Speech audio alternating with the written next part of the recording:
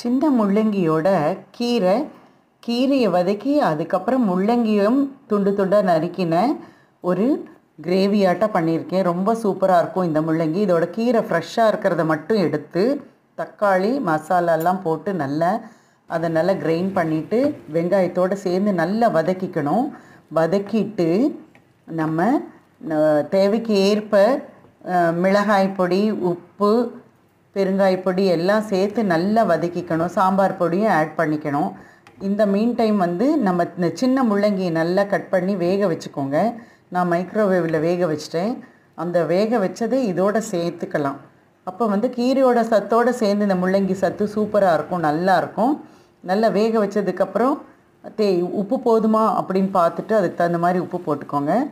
So இது நல்லா வெந்ததுக்கப்புறம் இந்த முள்ளங்கி வேக வச்சதை எடுத்து நம்ம வதக்கிக்கலாம். இந்த மாதிரி வதக்கிட்டு அதுக்கப்புறம் நமக்கு காரம் ரொம்ப வேணும்னா இன்னும் கொஞ்சம் மிளகாய் பொடி ஆட் பண்ணிக்கலாம். இது ரொம்ப சூப்பராக இருக்கும். சாப்பாட்டில் பிசைஞ்சு சாப்பிட எக்ஸலண்ட்டாக இருக்கும். கண்டிப்பாக பண்ணி பாருங்கள்.